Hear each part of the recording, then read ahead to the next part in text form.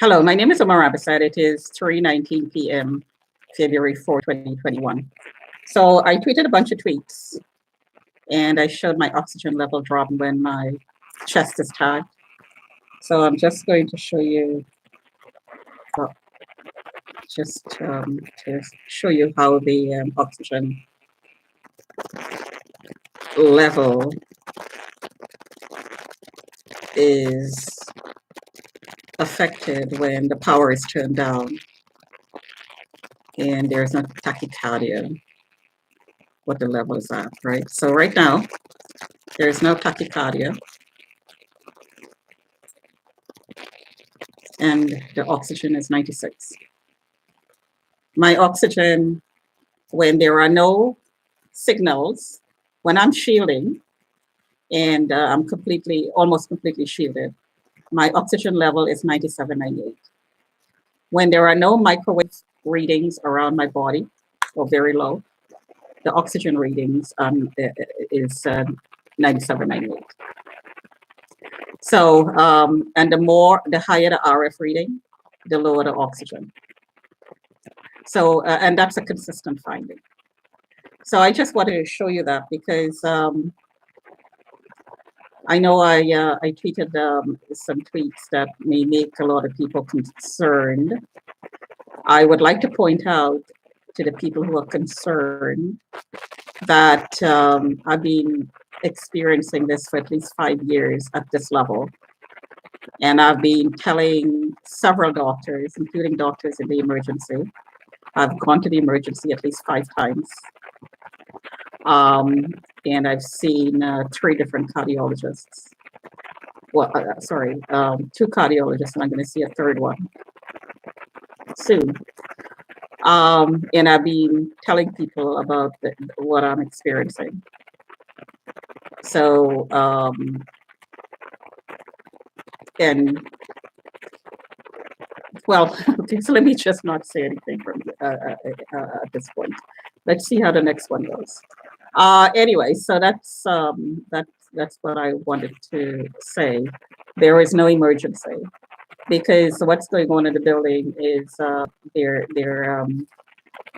the experiment that's being run is one of the end goals is to get me pulled out of my home and to destabilize me. And this is openly talked about outside my window. This is where I'm getting the information from. There is a Caribbean family right now who's involved in this program, who's running the program, who has the contract. And part of the program is to update me. So there are different ways to update. There is standing outside the window or outside their window, outside, in the unit, speaking loud enough so I can hear up my window, or I can hear it here in my room. My window is closed, by the way.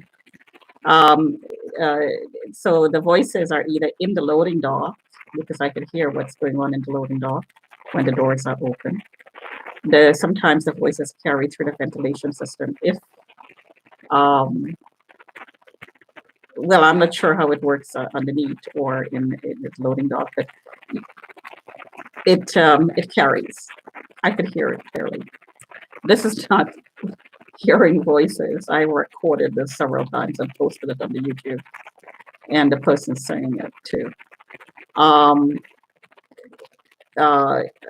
And I've been trying to get it stopped because it does affect the stress level.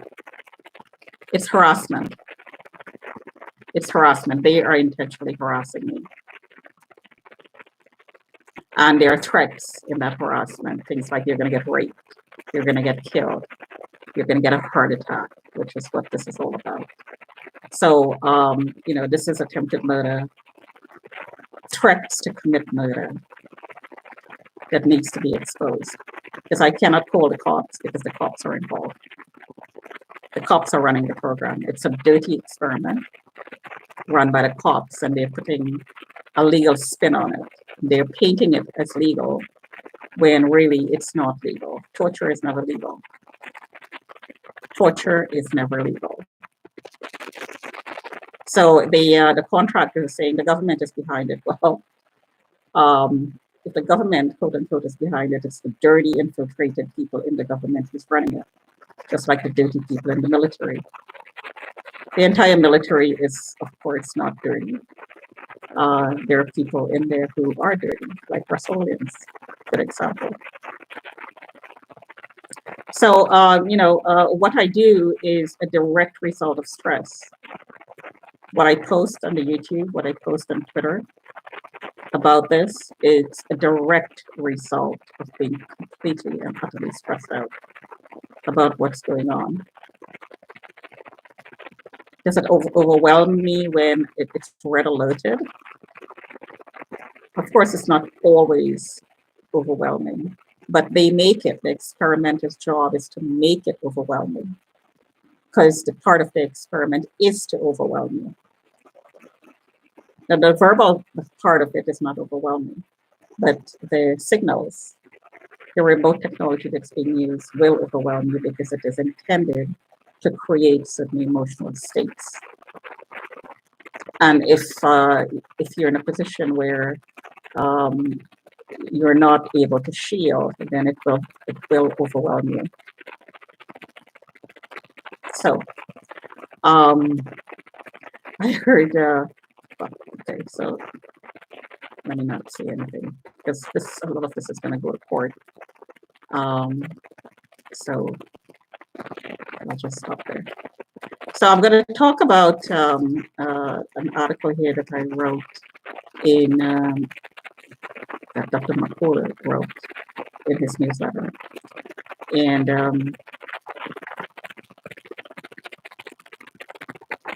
it's titled "Why COVID-19 Cases Will Instantly Drop," and this is dated February 3rd, 2021.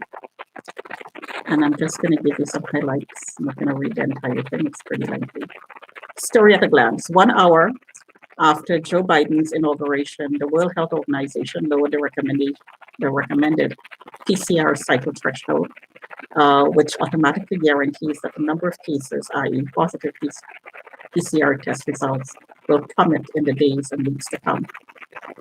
Tests recommended by the WHO used to be set to 45 CTs, yet the scientific consensus has long been that anything over 35 CTs renders the test useless, as the accuracy will be a measly 3%. 97% are false positives. Let me say that again.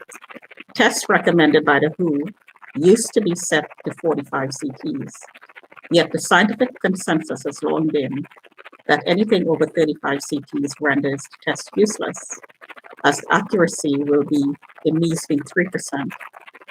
97% are false positives. So it's all part of a conspiracy. There's absolutely no doubt it's all part of a conspiracy that involves who? The case demic could not have been maintained were it not for the media, over which the Council on Foreign Relations, the Bilderberg Group, and the Trilateral Commission wield significant influence. Most of the international news coverage in Western media is provided by only 3 global news agencies: the Associated Press, Reuters, and Agence France Presse. The key role played by these agencies means Western media often report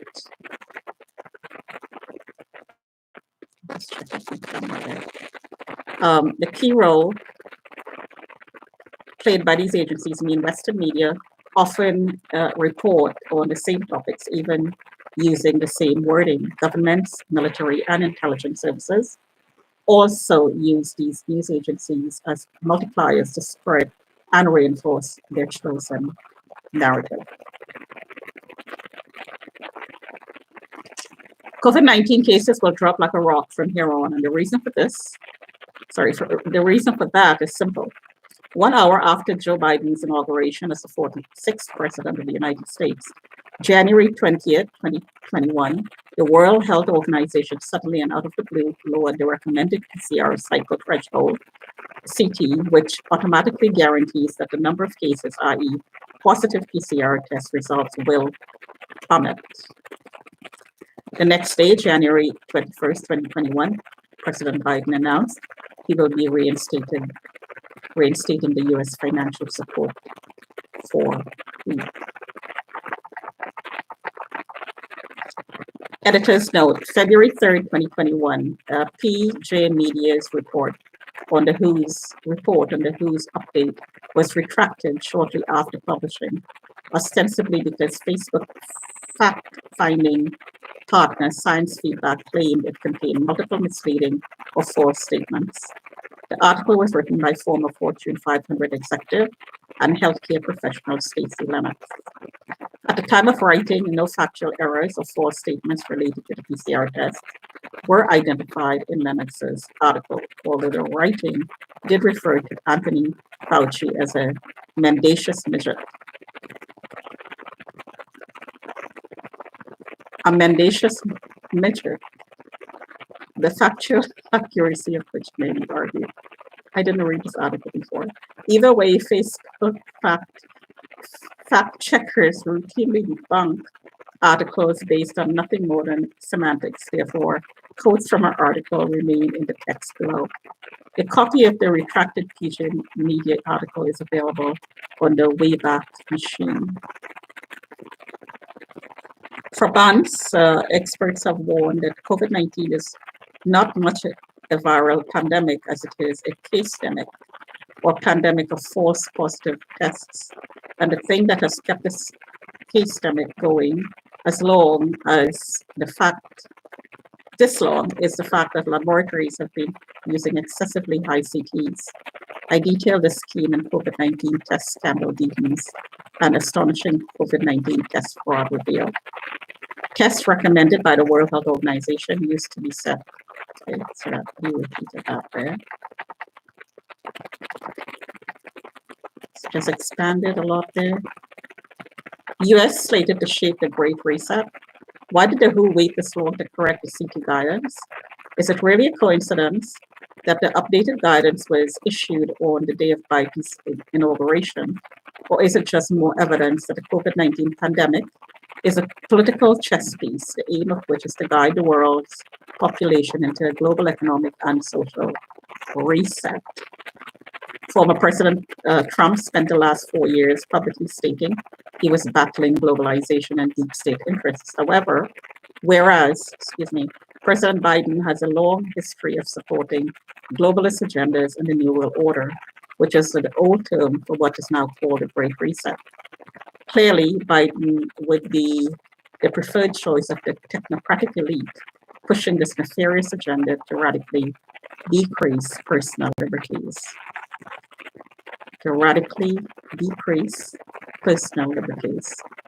As noted in an October 29, 2020 article on the World Economic Forum website, it is the U.S. foreign policy that will shape the Great Reset. The United States will need to set distinct priorities to ensure the foreign policy efforts can harness its capabilities to shape the global recovery, the article states.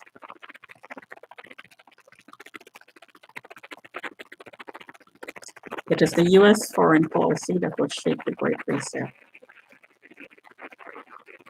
Just to repeat that.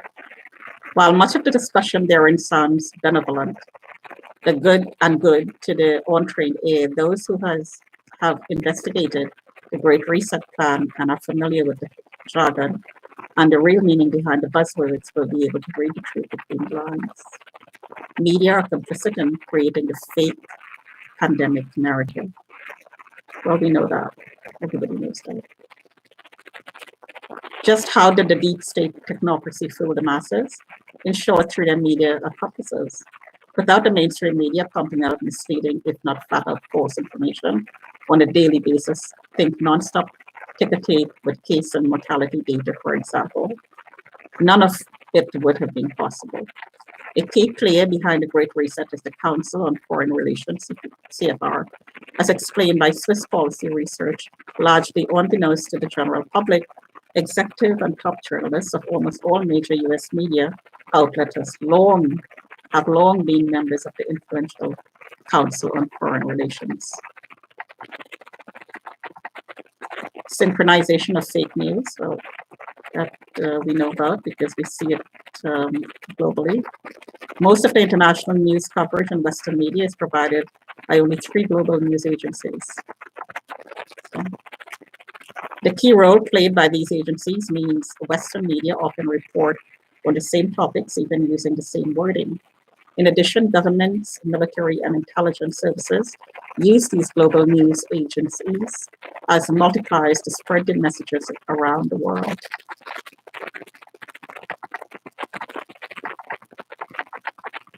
The free press is far from independent, well, we know that. It's all infiltrated. Even media outlets that have foreign correspondents on their payroll do not expect those correspondents to conduct independent investigations. They too simply report whatever the big 3 news agencies want covered, and from the angle they want it covered. What you end up with is a sort of echo chamber where only one view is presented. A global system, global news system. Full circle back to who? We've already mentioned 3 key organizations involved in creating and pushing the Great Reset agenda forward. The CFR, the Trilateral Commission, and the Bilderberg Group. The WHO, which serves as the medical branch of the UN, also plays a central role in the technocratic plan, which brings us full circle back to where we started this article. The WHO, which serves as a medical branch of the UN, also plays a central role in the technocratic plan. A central role. Its role in the Great Reset agenda is why I don't believe it's pure coincidence that the WHO's sudden decision to change the way we diagnose COVID-19 cases coincided with the inauguration of President Biden. It's simply too convenient. Another clue, one of the first things Biden did when he entered office was to rejoin the WHO. The Bill and Melinda Gates Foundation became the WHO's largest funder when the Trump administration in the mid-April 2020 halted funding until a White House review of the WHO's handling of COVID-19 pandemic can be completed. The Gavi Alliance, a partnership between Gates and Big Pharma, with the stated aim of solving global health problems through vaccines, is also a top donor to the WHO and one of the primary initiatives of the World Economic Forum. So I just got a pulse on the chest. So the next section, and that's the distract. The World Economic Forum.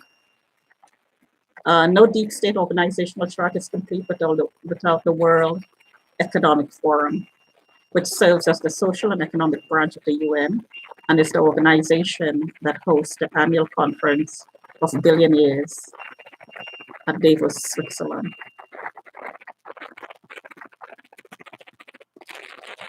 The World Economic Forum is a conglomeration of the world's largest and most powerful businesses. So we list Microsoft, MasterCard, Google, and foundations. Rockefeller Foundation, Ford, Bloomberg, Soros. Technocracy, by any other name, is still technocracy. Many of the terms we hear more and more of from these and other organizations in recent years actually refer to technocracy under a different name. The Great Reset, the Build Back Better, Agenda 21, the New Urban Agenda, the Green New Deal, the Fourth Industrial Revolution, Sustainable Development, 2030 Agenda, Green Economy, the Paris Climate Agreement, and the global warming movement in general.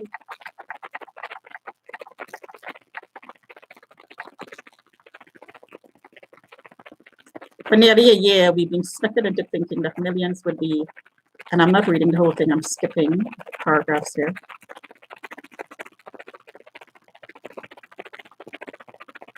Let me backtrack one paragraph. What we're aiming for is really, what they're aiming for is really the ultimate form of totalitarianism.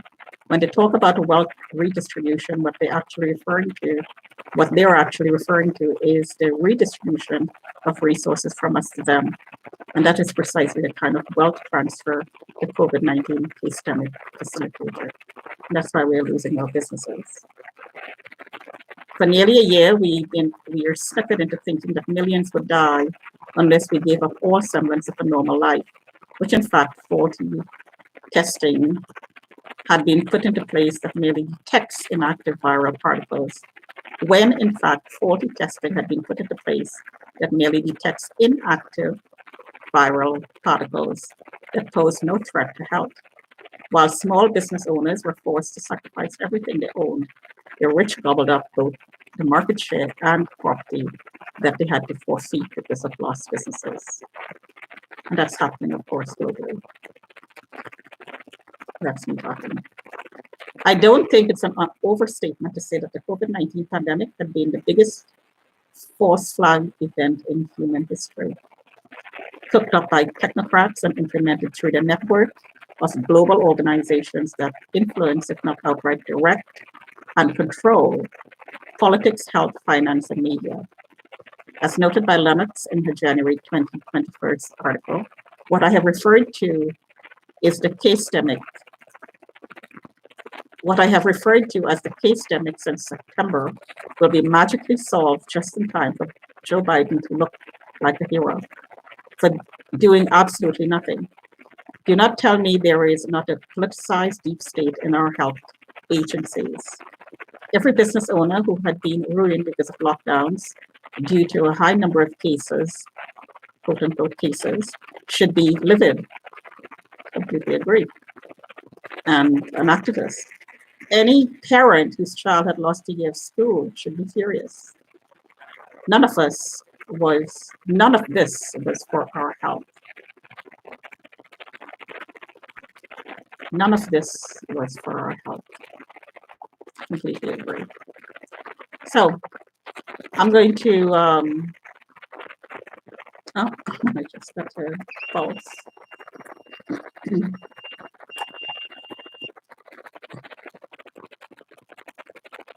So my face is being hit. It dries out my mouth. That's why I always have something to drink. Dries out my eyes, which is why I'm, constantly tearing up on camera, and it looks like I'm crying, but really I'm not.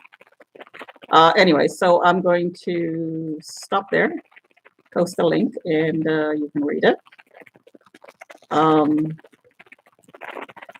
It pretty much says that there's a conspiracy.